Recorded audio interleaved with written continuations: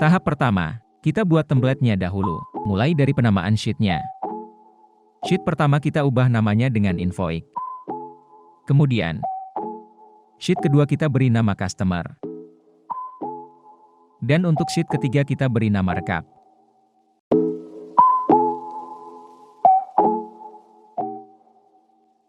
Oke, selanjutnya pada sheet invoice, kita buat template sesuai contoh.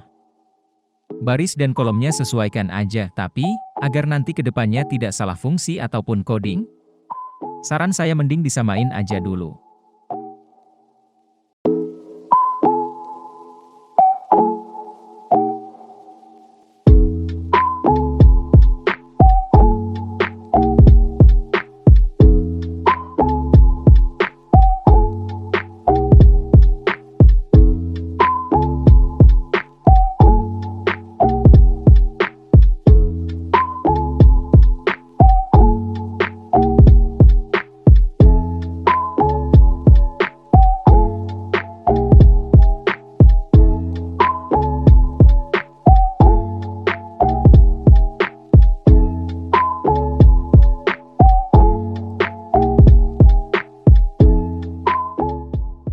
Untuk pemanis tombol, kita tambahkan icon pada setiap button nomor, cetak, simpan, dan hapus.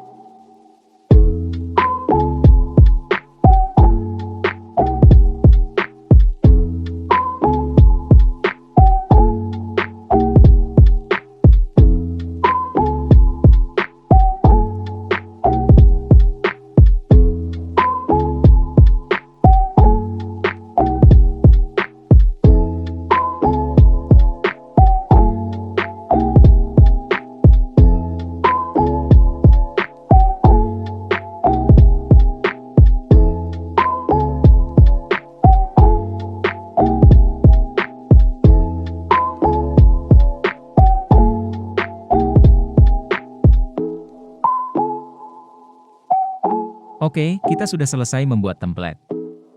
Jangan lupa, simpan lembar pekerjaan kalian.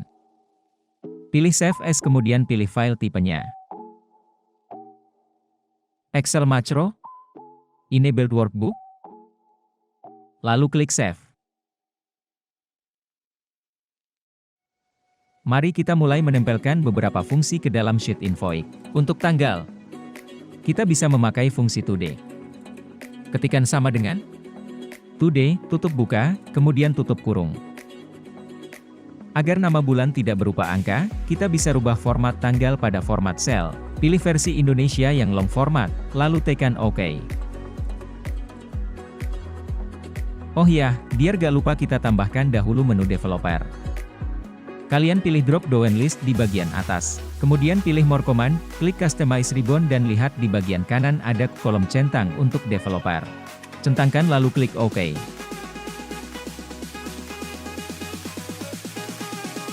Untuk menampilkan data customer, kita gunakan data validation. Caranya, klik menu data, kemudian klik data validation, pilih list, lalu ketikkan sebagai berikut.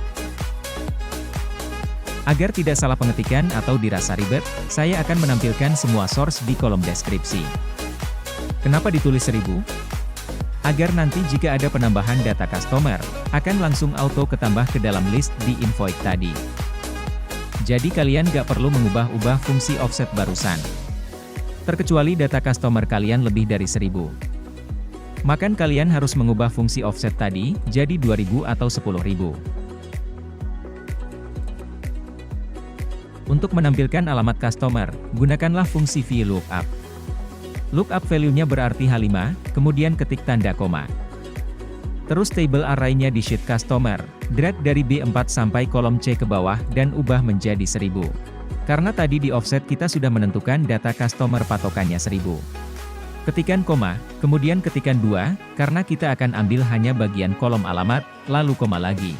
Dan terakhir ketikan false. Dengan fungsi VLOOKUP itu jika kita merubah nama customer, alamat customer pun auto akan terubah.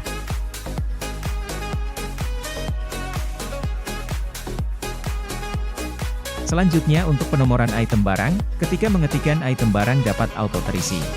Gunakan fungsi if. Kalian pasti tahu dong fungsi if. Jika D10 tidak sama dengan kosong, tanda petik 2 artinya itu sebuah sel bisa dikatakan kosong. Maka true-nya kita tulis 1, kemudian jika false kosong juga.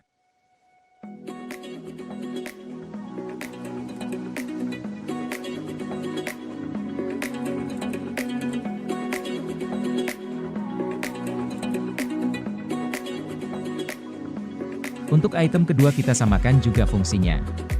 Perbedaannya hanya pada true-nya kita rubah menjadi C10 ditambah 1. Lalu kita copy, sampai ke bagian bawah item terakhir.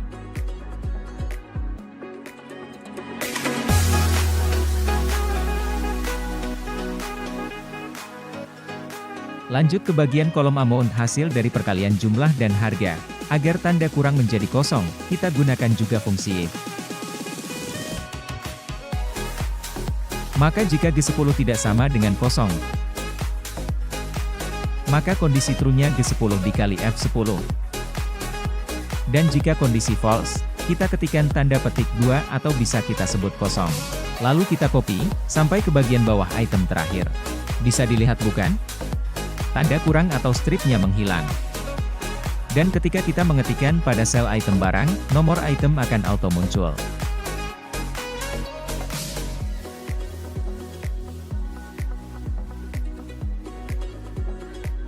Oke, untuk fungsi terbilang, kita gunakan dahulu fungsi sum pada sel total.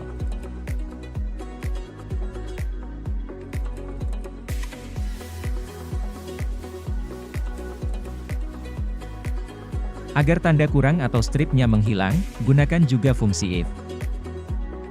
Jika sum dari H10 sampai H24 sama dengan 0, maka untuk kondisi true kita kasih tanda petik 2 kali. Kemudian jika false atau tidak sama dengan 0, maka jalankan fungsi sum dari H10 sampai H24 tadi.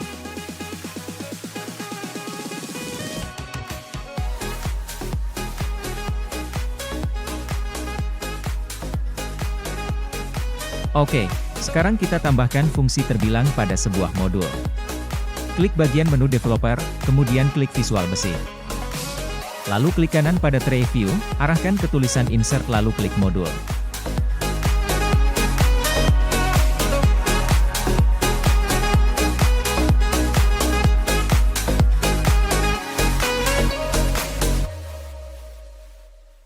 Copy paste function berikut ke dalam modul.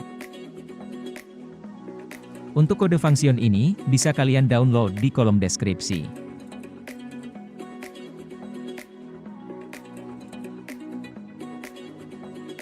Klik save, barulah kita panggil function barusan ke dalam sel terbilang.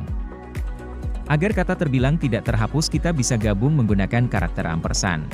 Caranya, ketikkan sama dengan, kemudian apit kata terbilang menggunakan tanda petik, lalu diikut karakter dan atau karakter ampersand.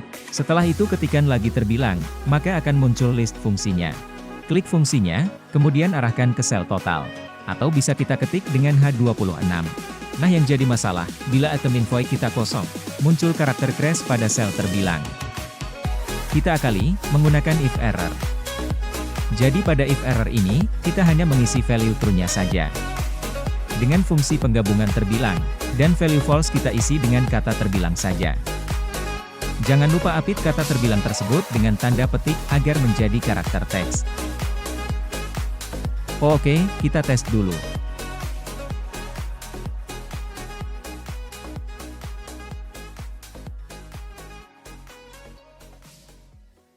Lumayan kan, invoice kita jadi sedikit lebih canggih.